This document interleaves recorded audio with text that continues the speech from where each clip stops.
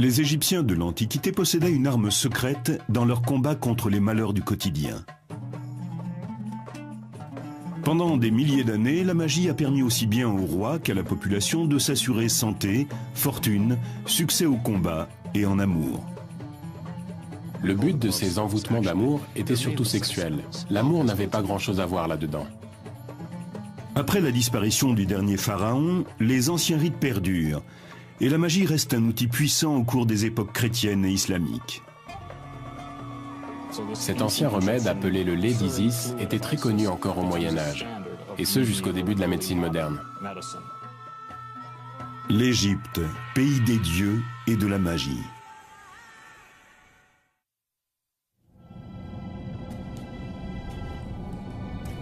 À notre époque, le terme magie évoque des rituels interdits, des rites maléfiques accomplis par des sorciers diaboliques, à des fins peu recommandables. Mais dans l'Égypte ancienne, la réalité était tout autre. Du pharaon aux paysans, tous considèrent la magie comme un outil puissant contre la malchance. La magie est surtout une religion pratique, très terre à terre. Elle colle à la vie quotidienne. Les gens s'en servent pour obtenir ce dont ils ont besoin, pour réaliser leurs souhaits, leurs espoirs, et pour lutter contre leurs peurs. On trouve des formules magiques pour accroître les récoltes, et d'autres qui s'appliquent en complément de la médecine traditionnelle. Mais aussi de nombreuses incantations à proférer contre des personnes ou contre des familles entières. Et à partir du règne de Ramsès, apparaissent les envoûtements d'amour. Du point de vue des Égyptiens, la magie est aussi ancienne que le cosmos. Ils la considèrent comme l'étincelle qui a permis la création. Selon les plus célèbres mythes égyptiens, le dieu Ré-Atoum a créé le monde en nommant chaque chose. C'est son premier fils, Eka, qui insuffle l'énergie vitale dans ses mots et qui donne vie au cosmos et à toutes les divinités.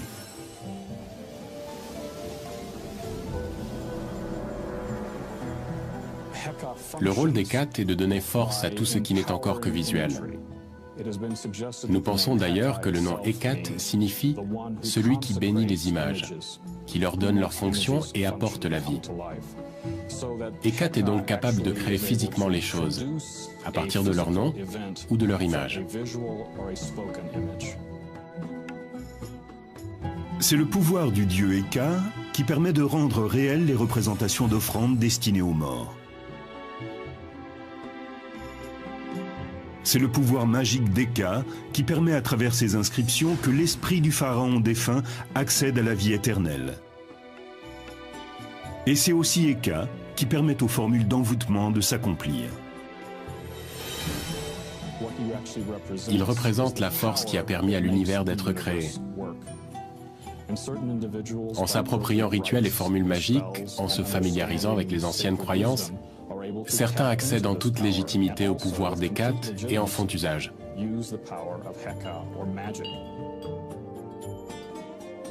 Pendant plus de 3000 ans, le pouvoir magique d'Eka est déclenché par des rituels officiels, destinés à protéger le pays, ainsi que par les incantations prononcées par les gens ordinaires.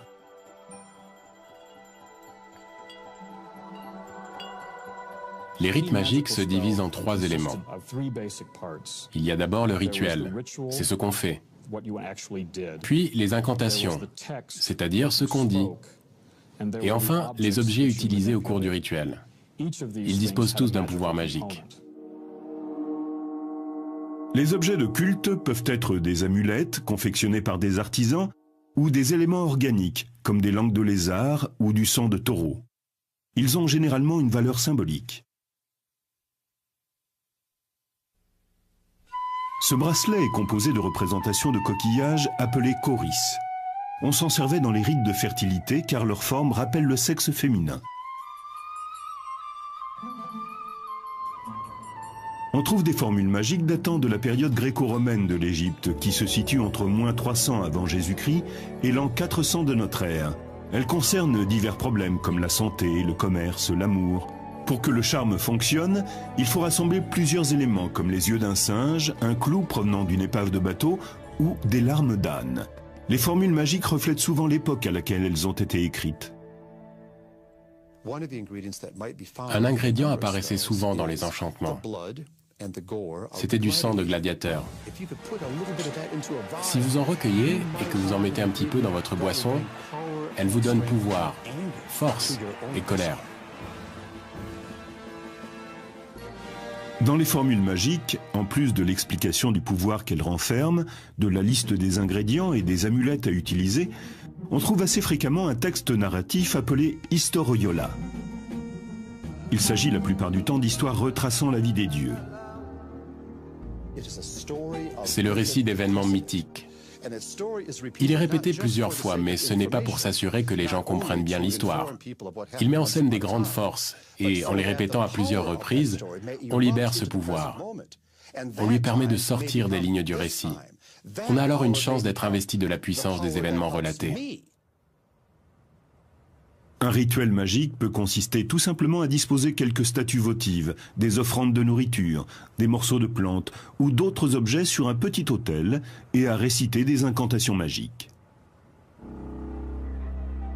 S'il s'agit d'un sortilège, les objets utilisés pendant le rituel destinés à contrôler ou à nuire à quelqu'un sont souvent ligotés, écrasés, brûlés ou même fondus. Lorsqu'un sort vient d'être jeté, la formule magique est souvent enterrée dans un cimetière abandonné. Pour que la colère des défunts, que plus personne ne vient honorer, ne se retourne contre la victime du sortilège, ils choisissaient d'anciennes tombes, sur lesquelles on ne déposait plus d'offrandes depuis longtemps. Les endroits les plus indiqués pour enterrer ces formules étaient donc les cimetières abandonnés. Il existe des formules magiques pour tous les cas de figure. Certaines permettent d'améliorer la mémoire, de gagner au dé, de convaincre un client, de provoquer un accident de char et même de donner à un rival l'apparence d'un âne. La plupart des formules magiques se présentaient comme des formulaires avec un espace vierge pour inscrire votre nom. Vous achetiez un sort et vous y écriviez le nom de votre mère, car c'était la clé qui permettait de remonter dans votre généalogie. Parmi les formules d'envoûtement qui ont survécu à travers les siècles, nous avons trouvé celle-ci qui date de l'époque de la domination romaine. Elle est destinée à un pêcheur du nom de Sévérus. Au début de ce texte sont relatées toutes les grandes histoires de pêcheurs. C'est l'Historiola. On y raconte des événements qui sont devenus des mythes. À la fin, on peut lire « Et puisque la pêche a été si bonne pour tous les autres, qu'il en soit de même pour Sévérus, fils de Johanna. » Mais le vœu de Sévérus ne s'arrête pas là. Il veut également être doté d'une voix enchanteresse et être célébré pour son talent de chanteur.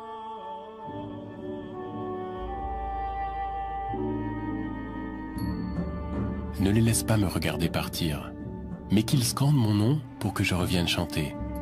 Qu'ils ferment leur magasin pour assister à mon spectacle. L'image que nous nous faisons de Sévérus est celle d'un pêcheur frustré, las de lancer ses filets, qui désire devenir une vedette de la chanson et qui demande aux dieux et aux déesses d'intercéder en sa faveur, car sa voix n'est sans doute pas terrible. Nous ne saurons sans doute jamais si l'envoûtement a fonctionné, mais la foi dont cet homme fait preuve a été célébrée par les Égyptiens pendant 3000 ans. Les Égyptiens ont recours à la magie en n'importe quelle circonstance. Les formules utilisées sont littéralement calquées sur les premiers sorts jetés dans l'Égypte antique avec l'accord des pharaons. Ces sortilèges étaient destinés à écraser les ennemis étrangers.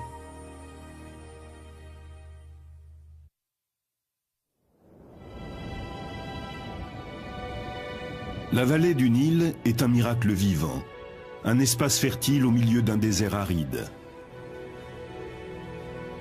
Ces riches terres étaient prisées par ses habitants et attisaient la convoitise de leurs ennemis.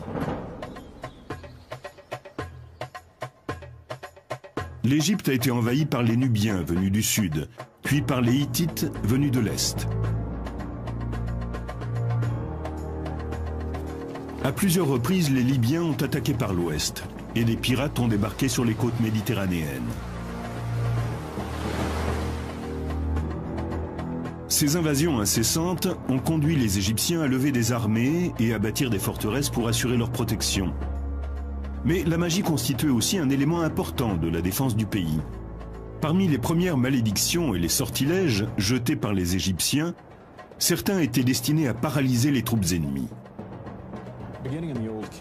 Nous avons la preuve qu'on pratiquait ce type de cérémonie occulte depuis l'Ancien Empire et que cela a continué sous la domination romaine.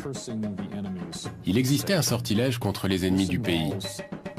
On inscrivait une série de textes préétablis sur des poteries qui étaient ensuite brisés et enterrés selon un rituel précis, le plus souvent dans un cimetière abandonné. Il choisissait des pots en argile, en référence à Khnum, le créateur, qui avait modelé les êtres vivants sur son tour de potier. Symboliquement, chaque pot utilisé représente une ou plusieurs personnes. Les morceaux de poterie en argile faisaient partie des déchets courants en Égypte. Donc, casser ces pots revenait à transformer les ennemis en déchets.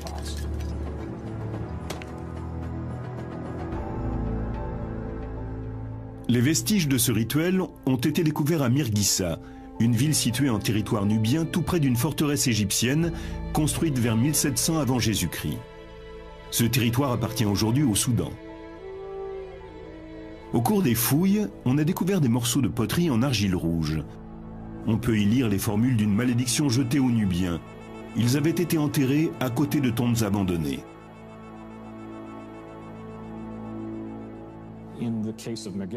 Le cas de Mirghissa a posé un problème, car il n'y avait pas de cimetière sur le site. Il a donc fallu en faire un. Nous avons découvert le corps d'un Nubien jeté sur le côté. Sa tête avait été coupée et posée à l'envers, tout près d'une poterie cassée. Le couteau qui avait servi à le décapiter se trouvait à côté de lui. Si vous ne disposez pas d'un mort en colère, il faut en créer un. C'est ce qu'ils ont fait sur le site vierge de Mirghissa. Parmi les objets utilisés pour le rituel, on découvre des figurines qui représentent toutes le même motif, un prisonnier ligoté. Ces statues sont en argile, en bois, en cire ou en pierre. On y inscrit le nom des pays hostiles à l'Égypte, puis on les brûle, on les piétine, on les brise ou bien on les fond pendant le rituel officiel. Ces statues nous donnent des renseignements très précieux sur l'évolution géographique du Proche-Orient au cours de l'Antiquité. Elles portent les noms de tous les voisins de l'Égypte. Ces inscriptions étaient régulièrement actualisées. Tous les textes qu'elles présentent ont été modifiés avec soin. Les premières représentations magiques du prisonnier ligoté datent de 3100 avant Jésus-Christ, c'est-à-dire avant le début de l'Ancien Empire. Et on les retrouve ensuite à travers toutes les époques. Cette image est parfois dessinée sous les semelles des sandales, afin que le prisonnier soit écrasé à chaque pas. Cette sculpture représente également un prisonnier ligoté. Elle a été taillée dans la pierre qui soutient la porte d'entrée d'un temple.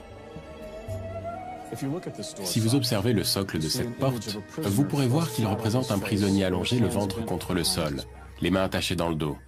Un trou a été creusé au milieu de son dos pour placer l'axe sur lequel la porte pivote. Ainsi, à chaque fois que quelqu'un entre dans le temple, l'axe vient broyer sa colonne vertébrale. Le simple fait d'ouvrir cette porte chaque matin reproduisait la défaite des ennemis de l'Égypte. La magie est la clé de voûte de la religion égyptienne. Seuls les prêtres et les personnes de sang royal la pratiquent. Mais il arrive qu'elle soit utilisée à mauvais escient. C'est ce qui se produit aux alentours de 1160 avant Jésus-Christ, sous le règne du pharaon Ramsès III. Sous le règne de Ramsès III, l'Empire est dans une situation politiquement instable. C'est au sein de sa famille que s'organise un vaste complot. En effet, sa deuxième épouse espère mettre son fils nommé Pentaour sur le trône. Plusieurs prêtres, qui font partie de la conspiration contre Ramsès, connaissent les rituels magiques. Certains récits historiques racontent qu'ils auraient inscrit des sortilèges sur des feuilles de cire. Ils leur auraient ensuite donné une forme grossière pour s'en servir pendant le rituel. Comme dans bon nombre de rituels de malédiction, ces objets étaient détruits afin de nuire à l'ennemi. Mais ici, la personne visée n'est autre que Ramsès III, le pharaon en personne. Les conspirateurs sont arrêtés et jugés. On ne les accuse pas de sorcellerie, on leur reproche d'avoir fait usage de la magie pour porter préjudice à l'intégrité physique du roi. Ils avaient le droit d'utiliser les objets nécessaires à leur cérémonie, car ils sont tous répertoriés dans la bibliothèque royale. Ce sont les outils classiques que l'on retrouve dans tous les rites officiels. Mais dans le cas présent, ils ne les utilisent pas contre un ennemi, mais contre le roi. La pratique de la magie n'est pas illégale. En revanche, la trahison est un acte criminel. La plupart des conspirateurs sont mis à mort, ainsi que le jeune prétendant au trône, Pentahour. Nous pensons avoir retrouvé la dépouille de Pentahour.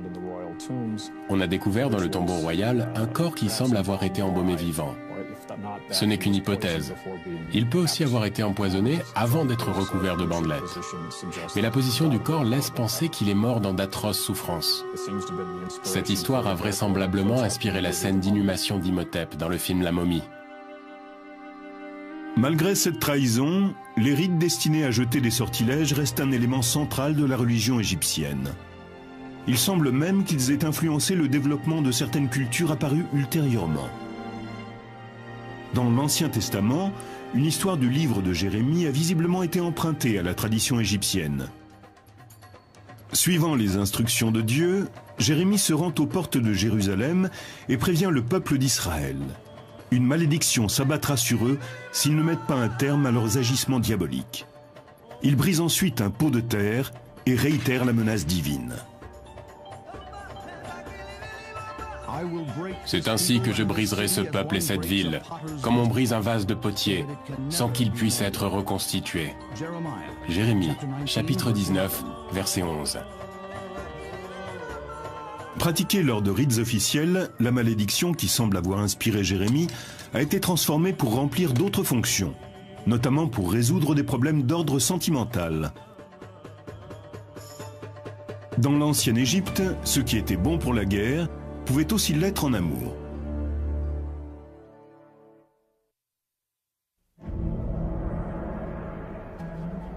Le temple est le lieu où les forces magiques peuvent être libérées. C'est là que se déroulent les sortilèges officiels, là que l'on compose de nouvelles formules magiques et que l'on archive, copie et étudie les formules déjà existantes. Les prêtres sont les gardiens de ces puissantes traditions. Ils rédigent les textes magiques et les mettent en pratique. Pourtant, la magie n'est pas circonscrite à l'enceinte du temple. Seuls les prêtres les plus hauts placés dans la hiérarchie servent tout au long de l'année au sein même des temples. Les autres n'y séjournent que quelques mois et sont ensuite remplacés par un autre groupe de prêtres. 5 groupes peuvent ainsi se succéder sur une année. Le reste du temps, ils étaient libres de faire ce qu'ils voulaient. Ils pouvaient être fermiers, fonctionnaires, ou bien proposer leur talent dans le domaine de la magie. Ils étaient prêtres à temps partiel. Ils pouvaient assister aux différents rituels, y prendre part et même rédiger les formules qui devaient y être lues. Et en marge de cela, ils pratiquaient la magie au sein du peuple. Dans les villages, les prêtres transforment les malédictions destinées aux ennemis de l'Égypte et les utilisent pour prévenir les désagréments du quotidien, comme les problèmes de santé, d'argent et les amours malheureuses. Comme dans les rites officiels, ces formules comportent une historiola qui retrace des événements mythiques. Isis, la déesse mère, et son époux, Osiris, le dieu des morts, sont souvent invoqués dans les incantations amoureuses. Les sortilèges destinés à la population permettent généralement de contraindre quelqu'un à faire quelque chose. Ici, il ne s'agit plus de combat guerrier, mais de conquête amoureuse.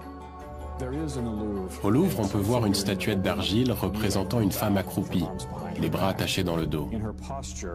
Cette position rappelle clairement l'image des prisonniers ligotés. Elle était utilisée lors du rituel de l'envoûtement amoureux. Mais ce terme est-il bien approprié ? Le but de ces envoûtements d'amour était surtout sexuel. L'amour n'avait pas grand-chose à voir là-dedans. La figurine du Louvre date du IIIe ou IVe siècle avant Jésus-Christ, de l'époque de la domination romaine. Elle a été trouvée dans un pot en terre, accompagnée d'un texte magique écrit sur une fine feuille de plomb. La formule contient des informations spécifiques pour le rituel. 13 épingles en cuivre doivent être enfoncées méthodiquement dans la figurine. À chaque fois que l'une d'elles est en place, on récite la même incantation. En introduisant cette épingle en cet endroit, tu ne penseras plus qu'à moi. Cela avait pour effet d'obliger une femme à n'avoir de rapport sexuel qu'avec vous. Il faut préciser que même le mari de cette femme était alors exclu. Il n'y avait plus que vous qui comptiez. Le but de ce rituel n'était pas d'amener cette femme à tomber amoureuse de vous, mais de la contraindre à vous aimer. Ce rite utilise la symbolique du prisonnier ligoté, sans défense et que l'on écrase. C'est une application très classique des anciennes formules de domination égyptienne. Il arrivait que dans un village, les gens sachent qu'un homme, voulant séduire une femme, lui avait jeté un sort. La femme savait qu'elle ne pouvait pas lutter. Si elle pouvait résister à un homme, c'était impossible face aux dieux et aux déesses. Elle savait qu'elle n'avait pas d'autre choix que de céder. Au cours de la domination gréco-romaine, les formules des envoûtements amoureux sont souvent placées dans des cimetières abandonnés, parfois même à l'intérieur d'une dépouille. Cela rappelle un procédé antique de malédiction. On jette une figurine représentant celui que l'on poursuit dans un cimetière abandonné, là où les morts en veulent aux vivants de les avoir oubliés. En payant grassement quelqu'un ou bien en s'adressant à un prêtre, le texte pouvait être placé dans les catacombes, dans la bouche d'un cadavre.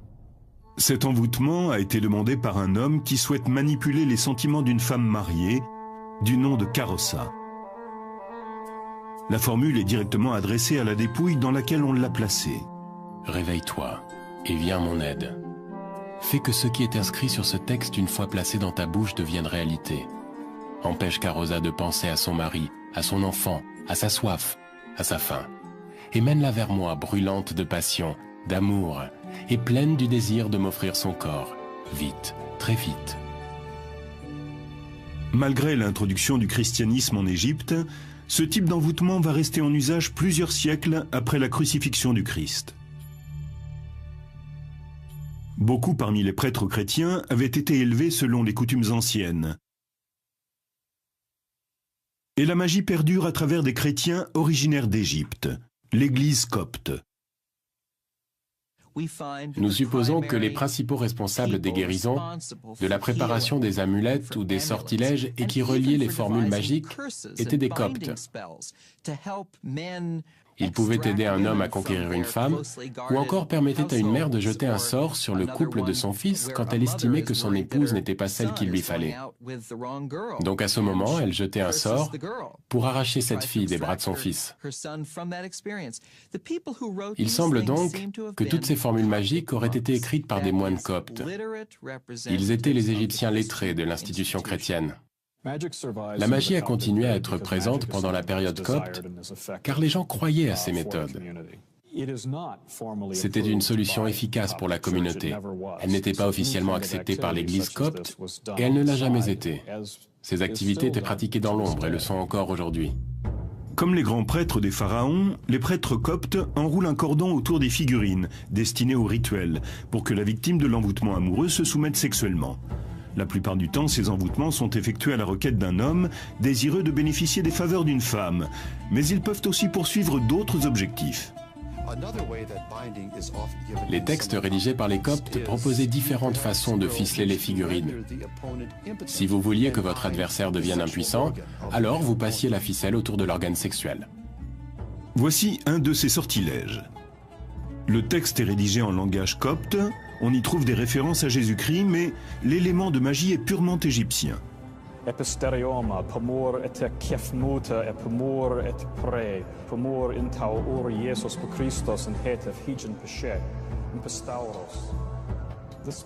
On invoque dans le sortilège l'union du ciel, de la terre, des oiseaux et de la lune, comme Jésus-Christ l'a demandé sur la croix, afin de s'assurer, comme il est dit dans le texte, que le membre viril d'eux, ici on inscrivait le nom de son ennemi, tout comme son désir, s'assèche comme un morceau de bois sec, qu'il devienne comme un chiffon sur un tas de crottins, qu'il ne durcisse plus, qu'il n'ait plus d'érection, qu'il n'éjacule plus, qu'il n'ait plus de relations sexuelles avec, et là vous mettiez le nom de la femme que vous convoitiez.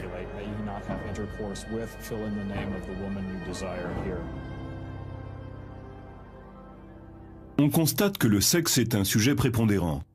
On le retrouve dans toutes les formules magiques, qu'elles aient été rédigées à l'époque des pharaons, au moment de l'invasion romaine, ou pendant la période copte de l'Égypte. Seule la santé occupe une place aussi importante que la sexualité. On craint surtout le mauvais déroulement d'une grossesse ou d'un accouchement.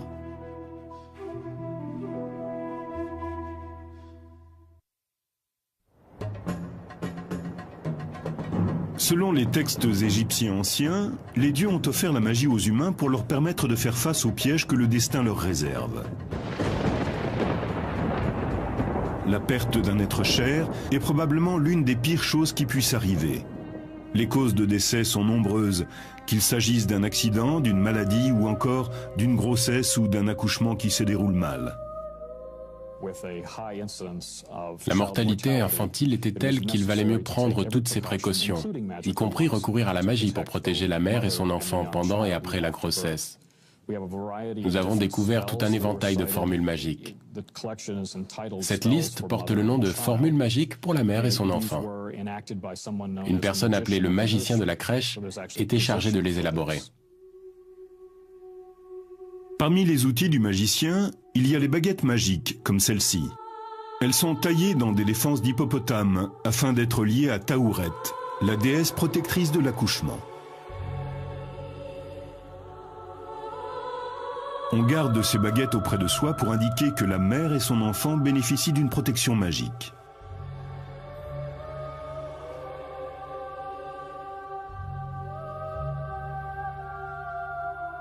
Les jarres dans lesquelles se trouvent les onguents magiques pour soigner les femmes enceintes sont elles aussi associées à Taouret. Elle représente une femme enceinte avec la silhouette de la déesse Taouret.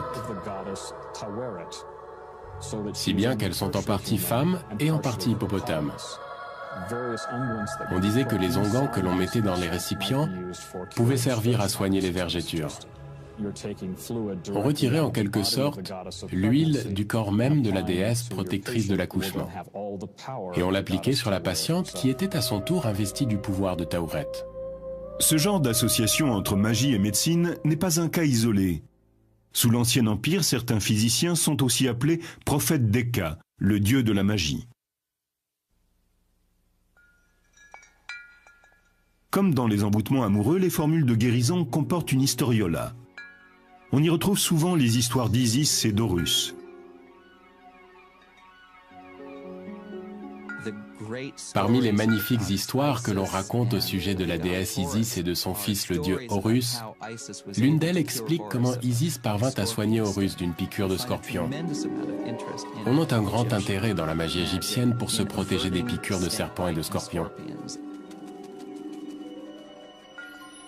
Le mythe d'Isis et d'Horus a inspiré l'un des remèdes magiques les plus puissants, le lait d'une mère ayant mis au monde un garçon. Bien sûr, on ne disposait pas toujours du lait de la mère d'un jeune garçon. Il existait donc de petites fioles de la forme d'une femme avec un enfant dans les bras. On mettait un autre type de lait dans ce récipient, mais au moment de le retirer, il se transformait en un lait venant de la mère d'un garçon. Et lorsqu'on accomplissait le rituel approprié et que l'on récitait l'historiola d'Isis et d'Horus, ce lait devenait le lait d'Isis. Cet ingrédient mythique a été utilisé longtemps après la disparition des pharaons. Le physicien grec Hippocrate, qui a vécu entre le 4e et le 5e siècle avant Jésus-Christ, le comptait aussi au nombre de ses remèdes. Le lait d'Isis est utilisé dans les pays occidentaux jusqu'au XVIIe siècle. Il apparaît pour la dernière fois en Angleterre dans des remèdes à base d'herbes. L'ancien fluide thérapeutique égyptien d'Isis est longtemps resté un traitement reconnu.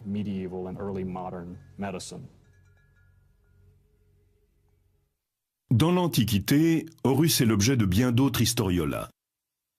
Le combat mythique qu'il a mené contre Seth, le dieu du chaos, revient très souvent dans les formules de guérison.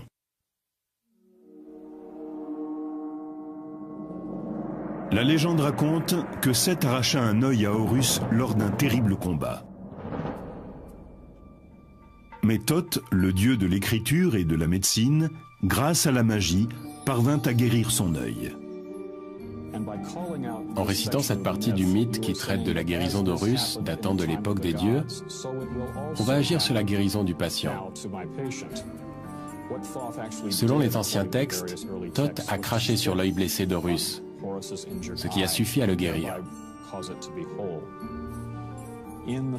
Cette technique consistant à cracher sur une plaie est devenue une caractéristique de la magie égyptienne. L'œil intact d'Horus porte le nom d'œil Udjat. Il est devenu le symbole le plus répandu sur les amulettes d'Égypte.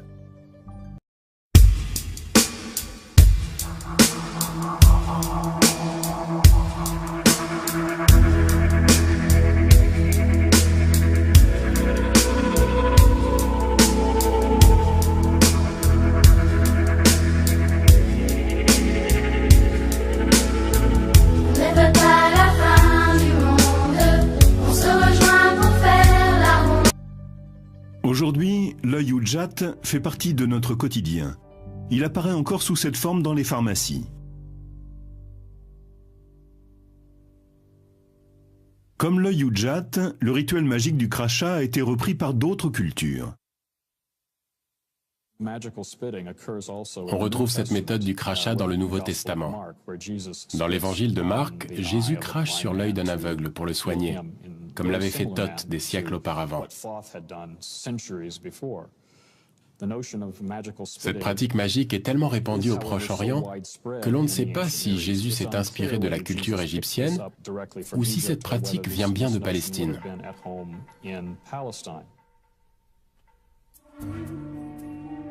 La bibliothèque de Nag Hammadi. On y trouve une collection de textes anciens de magie égyptienne, et certains d'entre eux indiquent comment recourir à la magie pour guérir. Le livre secret de Jean contient une liste de 365 anges aux noms étranges, chacun d'eux associé à une partie du corps humain. L'œil gauche, Euronymous, l'oreille droite, la colonne vertébrale. Imaginez que vous ayez une douleur à l'épaule ou au genou. Il suffit de connaître le nom de la divinité chargée de cette partie du corps et de lui demander de la soigner. C'est encore bien plus simple si vous avez une pierre précieuse. Par exemple, une gemme magique rouge. Le rouge est assimilé au rein. Vous posez la pierre sur la partie malade de votre corps, on invoque les forces occultes et vous êtes guéri par la magie.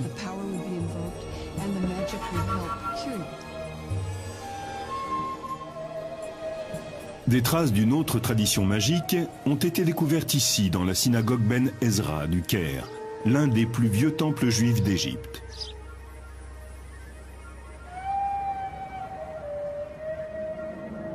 La loi juive impose d'enterrer les livres sacrés devenus obsolètes, selon un rituel particulier, ou bien de les conserver dans un dépôt appelé un Geniza. À Ben Ezra, le Geniza ne contient pas que des livres de prière. Il y a aussi de nombreuses formules magiques, des textes rédigés entre le 9e et le 13e siècle. Ils traitent des mêmes problèmes que les formules magiques égyptiennes, et les méthodes auxquelles ils recourent sont souvent similaires. Bien que le judaïsme ne soit pas favorable à la magie, les textes trouvés dans le Geniza sont résolument ancrés dans la tradition juive. On a pu noter des références aux versets de la Bible. Certains sont même carrément utilisés tels quels. Pour ces formules, on fait ressortir le pouvoir du psaume, voire même de toute l'histoire, et on l'applique à une situation particulière. Ces formules sont destinées à soigner tout un éventail de maladies. Les maux de tête, les tremblements, la timidité, ou tout simplement à se protéger d'un éventuel ennemi.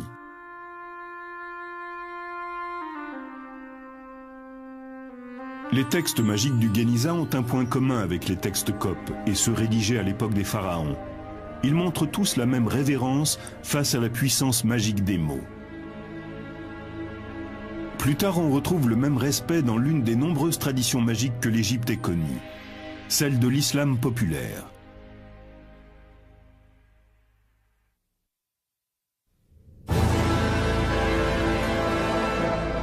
Au commencement, Dieu, le Créateur, nomma chacune des choses qui composent l'univers. Et avec ces noms, le dieu Eka insuffla la vie dans le cosmos. La fantastique faculté des mots à créer la réalité a amené les Égyptiens à considérer l'écriture avec autant de respect que de crainte. Pour les Égyptiens, l'écriture était sacrée. Elle permettait d'accéder physiquement au pouvoir et aux histoires des dieux.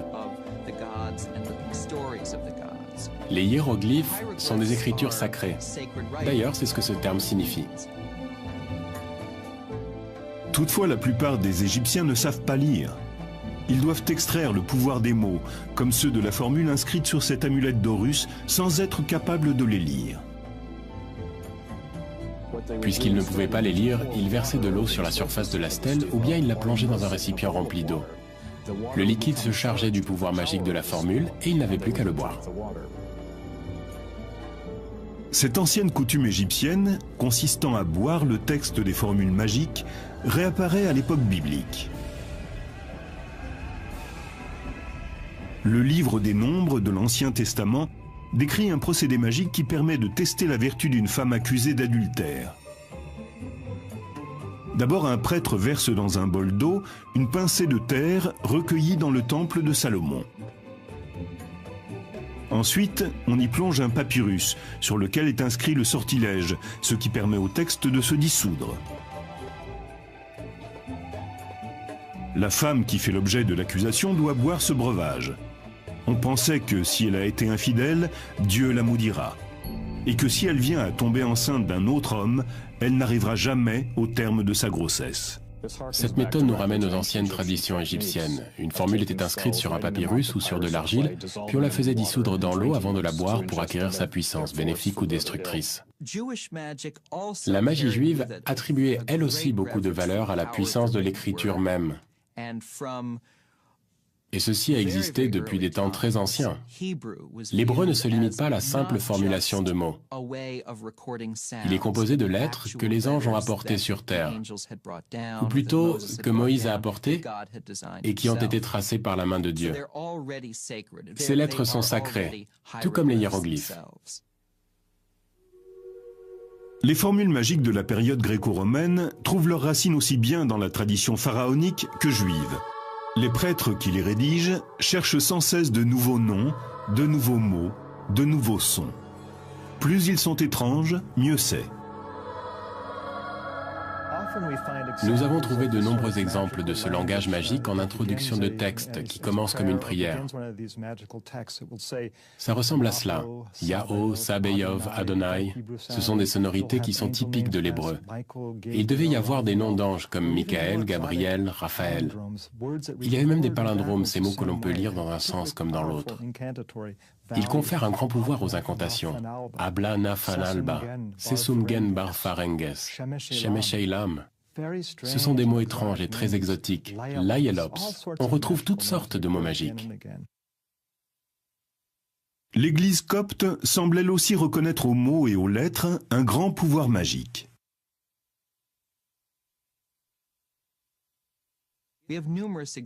On trouve de nombreux exemples dans lesquels les premières lignes des évangiles sont inscrites dans le but d'invoquer le pouvoir des dieux chrétiens.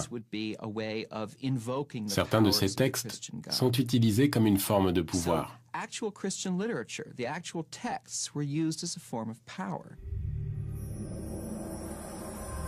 Les Coptes adoptent aussi les traditions magiques d'autres religions. Cette démarche s'appelle le syncrétisme. On constate une tendance syncrétiste dans les textes magiques coptes. On y retrouve toutes sortes de noms. Des noms judaïques, des noms de dieux et déesses gréco-romains. Il y a aussi des références aux dieux et déesses de l'Égypte pharaonique. On trouve également dans ces textes hautement syncrétiques toutes sortes de références chrétiennes, telles que les anges, le Christ, le divin.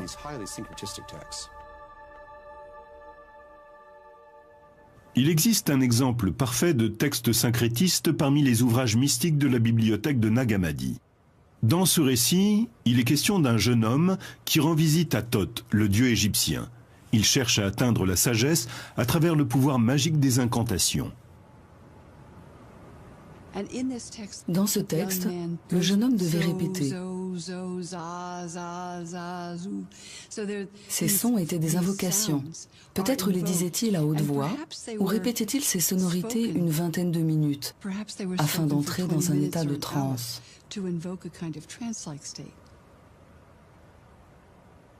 Même si la magie n'est pas officiellement approuvée par l'Église copte, elle survit et perdure jusqu'à la période islamique. Cette vision très ancienne, qui consiste à accorder à des textes un pouvoir magique, semble avoir été partagée par les musulmans d'Égypte. On en trouve des preuves dans des endroits très inattendus. Dans ce bâtiment se trouve un nilomètre qui permet de mesurer la profondeur du Nil. Construit en l'an 861 de notre ère, il a permis pendant plus d'un millénaire de prévoir les inondations, les famines ou l'abondance de nourriture. Les parties essentielles du nilomètre sont recouvertes de versets du Coran. Il est ici question de l'eau, de la végétation et de la prospérité. Certains experts pensent que ces versets sont là dans un but magique, comme sur les amulettes pharaoniques, mais à plus grande échelle. La magie trouve également place en Égypte dans la pratique quotidienne de l'islam.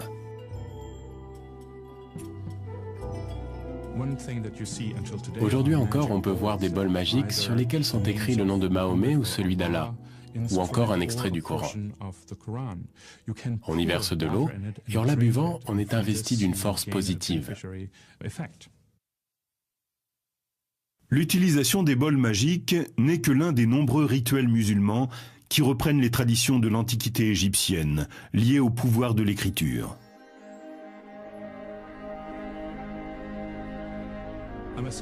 J'ai moi-même vu un homme pieux inscrire quelque chose sur un talisman. Il écrivait des versets du Coran sur un morceau de papier. Il l'a certainement emporté chez lui pour le dissoudre dans de l'eau et boire le breuvage.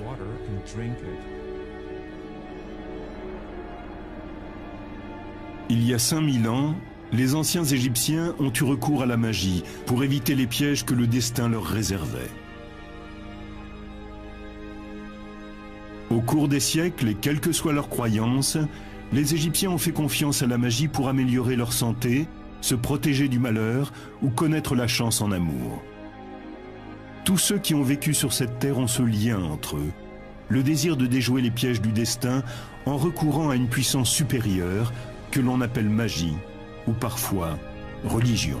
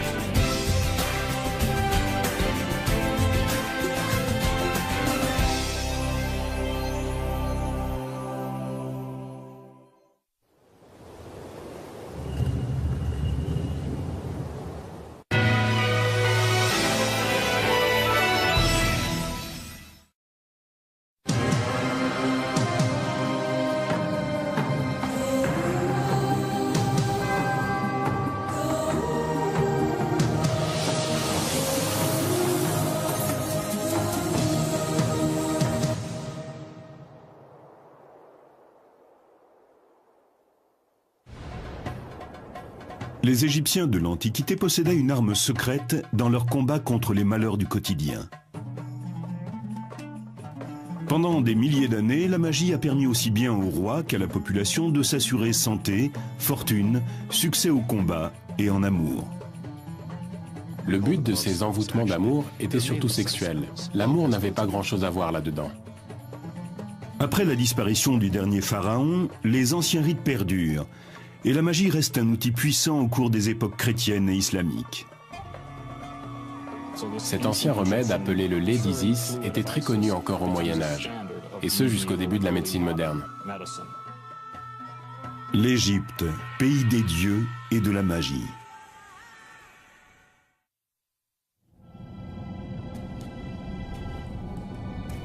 À notre époque, le terme magie évoque des rituels interdits, des rites maléfiques accomplis par des sorciers diaboliques, à des fins peu recommandables. Mais dans l'Égypte ancienne, la réalité était tout autre. Du pharaon aux paysans, tous considèrent la magie comme un outil puissant contre la malchance. La magie est surtout une religion pratique, très terre-à-terre. Elle colle à la vie quotidienne. Les gens s'en servent pour obtenir ce dont ils ont besoin, pour réaliser leurs souhaits, leurs espoirs, et pour lutter contre leurs peurs. On trouve des formules magiques pour accroître les récoltes, et d'autres qui s'appliquent en complément de la médecine traditionnelle. Mais aussi de nombreuses incantations à proférer contre des personnes ou contre des familles entières. Et à partir du règne de Ramsès, apparaissent les envoûtements d'amour. Du point de vue des Égyptiens, la magie est aussi ancienne que le cosmos. Ils la considèrent comme l'étincelle qui a permis la création. Selon les plus célèbres mythes égyptiens, le dieu Ré-Atoum a créé le monde en nommant chaque chose. C'est son premier fils, Eka, qui insuffle l'énergie vitale dans ses mots et qui donne vie au cosmos et à toutes les divinités.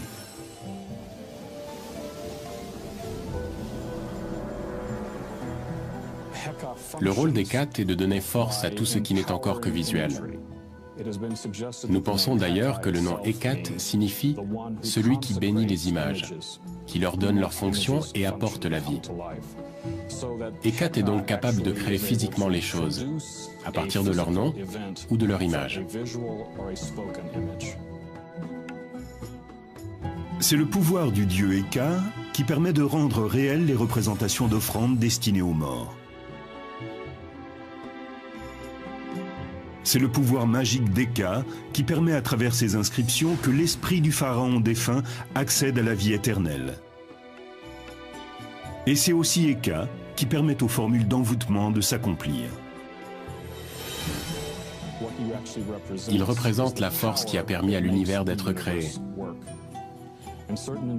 En s'appropriant rituels et formules magiques, en se familiarisant avec les anciennes croyances, certains accèdent en toute légitimité au pouvoir d'Hécate et en font usage.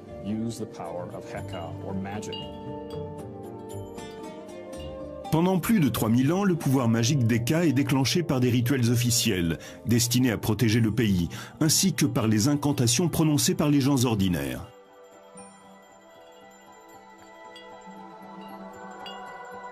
Les rites magiques se divisent en 3 éléments. Il y a d'abord le rituel, c'est ce qu'on fait.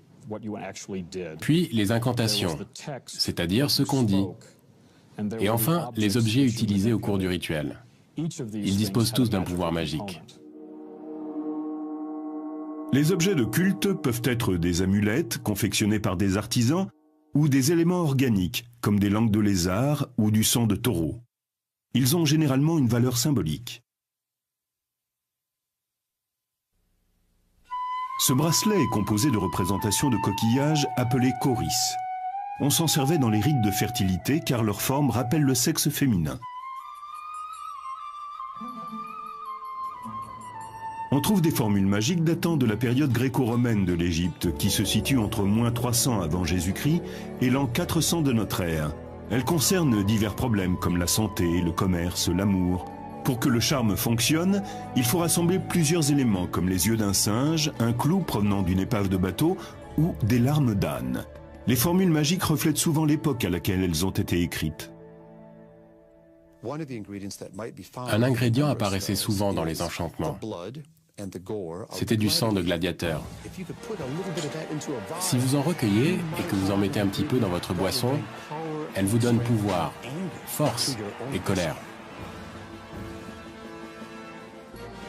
Dans les formules magiques, en plus de l'explication du pouvoir qu'elles renferment, de la liste des ingrédients et des amulettes à utiliser, on trouve assez fréquemment un texte narratif appelé historiola.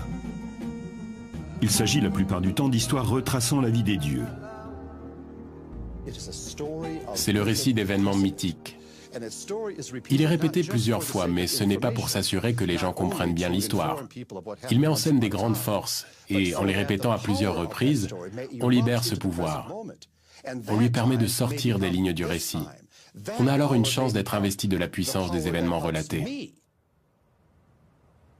Un rituel magique peut consister tout simplement à disposer quelques statues votives, des offrandes de nourriture, des morceaux de plantes ou d'autres objets sur un petit autel et à réciter des incantations magiques. S'il s'agit d'un sortilège, les objets utilisés pendant le rituel destinés à contrôler ou à nuire à quelqu'un sont souvent ligotés, écrasés, brûlés ou même fondus. Lorsqu'un sort vient d'être jeté, la formule magique est souvent enterrée dans un cimetière abandonné. Pour que la colère des défunts, que plus personne ne vient honorer, ne se retourne contre la victime du sortilège, ils choisissaient d'anciennes tombes, sur lesquelles on ne déposait plus d'offrandes depuis longtemps. Les endroits les plus indiqués pour enterrer ces formules étaient donc les cimetières abandonnés. Il existe des formules magiques pour tous les cas de figure. Certaines permettent d'améliorer la mémoire, de gagner au dé, de convaincre un client, de provoquer un accident de char et même de donner à un rival l'apparence d'un âne. La plupart des formules magiques se présentaient comme des formulaires avec un espace vierge pour inscrire votre nom. Vous achetiez un sort et vous y écriviez le nom de votre mère, car c'était la clé qui permettait de remonter dans votre généalogie. Parmi les formules d'envoûtement qui ont survécu à travers les siècles, nous avons trouvé celle-ci qui date de l'époque de la domination romaine. Elle est destinée à un pêcheur du nom de Sévérus. Au début de ce texte sont relatées toutes les grandes histoires de pêcheurs. C'est l'Historiola. On y raconte des événements qui sont devenus des mythes. À la fin, on peut lire « Et puisque la pêche a été si bonne pour tous les autres, qu'il en soit de même pour Sévérus, fils de Johanna. » Mais le vœu de Sévérus ne s'arrête pas là. Il veut également être doté d'une voix enchanteresse et être célébré pour son talent de chanteur.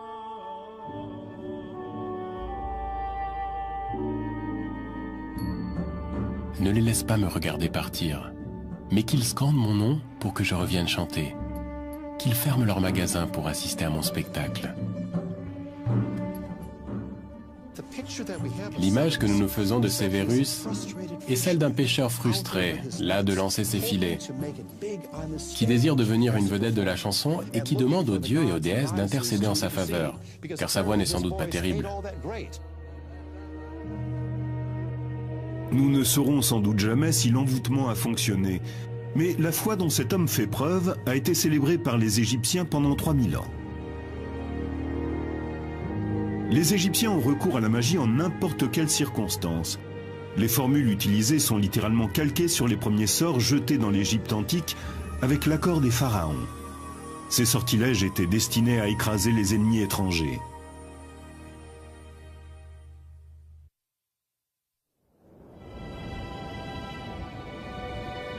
La vallée du Nil est un miracle vivant, un espace fertile au milieu d'un désert aride.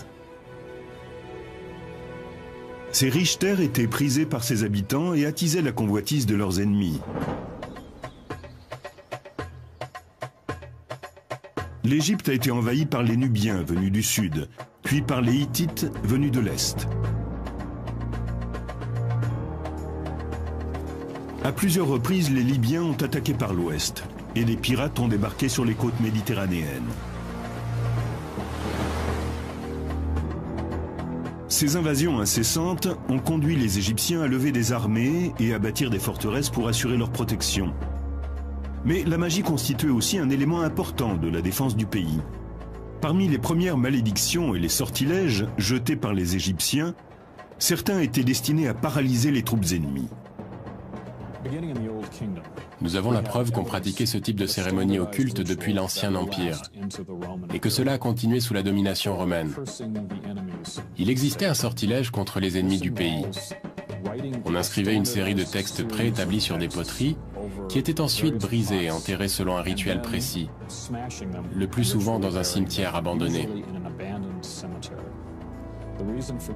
Ils choisissaient des pots en argile, en référence à Khnum, le créateur, qui avait modelé les êtres vivants sur son tour de potier. Symboliquement, chaque pot utilisé représente une ou plusieurs personnes. Les morceaux de poterie en argile faisaient partie des déchets courants en Égypte. Donc, casser ces pots revenait à transformer les ennemis en déchets.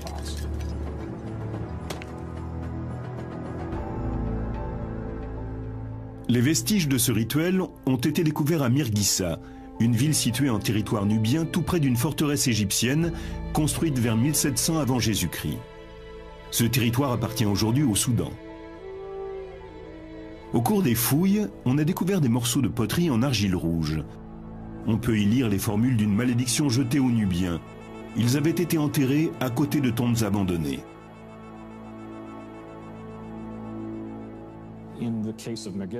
Le cas de Mirghissa a posé un problème, car il n'y avait pas de cimetière sur le site. Il a donc fallu en faire un. Nous avons découvert le corps d'un Nubien jeté sur le côté. Sa tête avait été coupée et posée à l'envers, tout près d'une poterie cassée. Le couteau qui avait servi à le décapiter se trouvait à côté de lui. Si vous ne disposez pas d'un mort en colère, il faut en créer un. C'est ce qu'ils ont fait sur le site vierge de Mirghissa. Parmi les objets utilisés pour le rituel, on découvre des figurines qui représentent toutes le même motif, un prisonnier ligoté. Ces statues sont en argile, en bois, en cire ou en pierre. On y inscrit le nom des pays hostiles à l'Égypte, puis on les brûle, on les piétine, on les brise ou bien on les fond pendant le rituel officiel. Ces statues nous donnent des renseignements très précieux sur l'évolution géographique du Proche-Orient au cours de l'Antiquité. Elles portent les noms de tous les voisins de l'Égypte. Ces inscriptions étaient régulièrement actualisées. Tous les textes qu'elles présentent ont été modifiés avec soin. Les premières représentations magiques du prisonnier ligoté datent de 3100 avant Jésus-Christ, c'est-à-dire avant le début de l'Ancien Empire. Et on les retrouve ensuite à travers toutes les époques.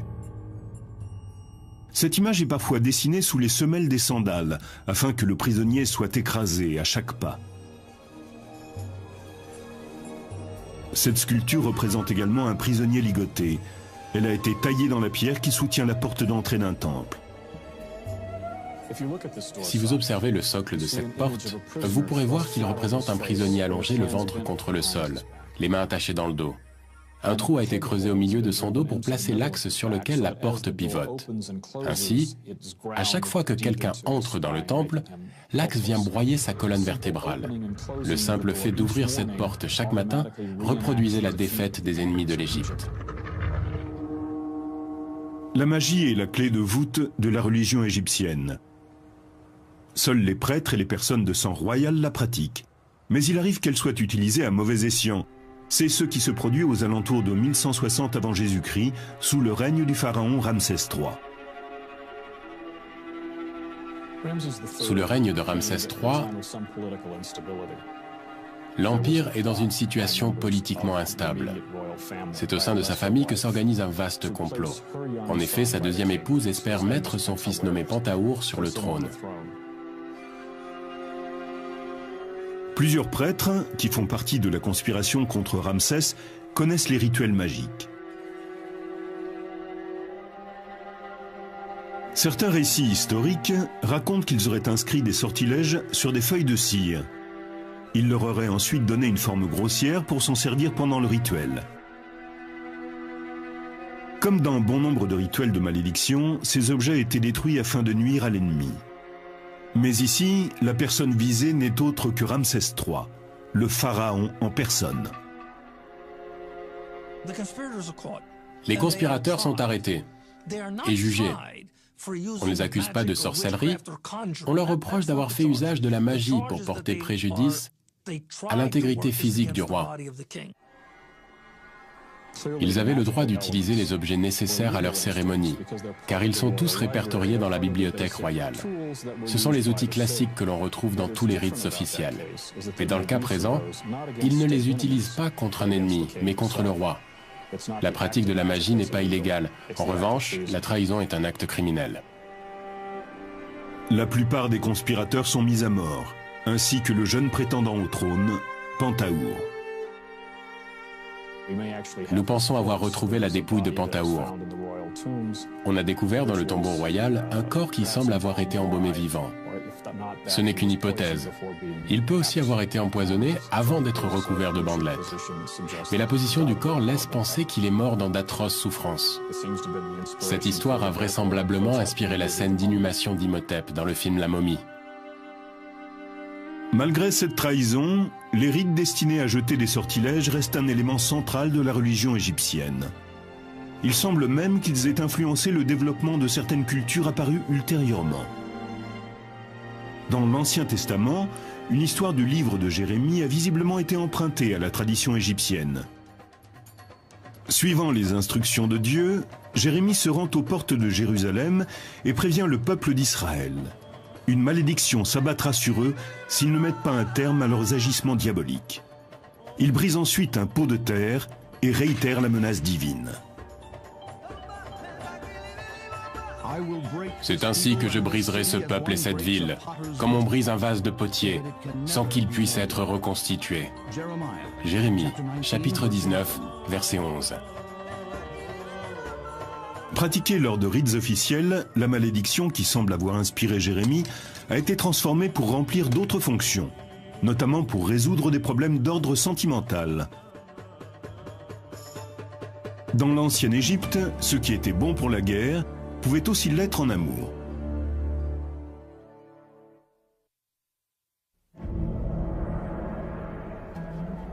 Le temple est le lieu où les forces magiques peuvent être libérées. C'est là que se déroulent les sortilèges officiels, là que l'on compose de nouvelles formules magiques et que l'on archive, copie et étudie les formules déjà existantes. Les prêtres sont les gardiens de ces puissantes traditions. Ils rédigent les textes magiques et les mettent en pratique. Pourtant, la magie n'est pas circonscrite à l'enceinte du temple. Seuls les prêtres les plus hauts placés dans la hiérarchie servent tout au long de l'année au sein même des temples. Les autres n'y séjournent que quelques mois et sont ensuite remplacés par un autre groupe de prêtres.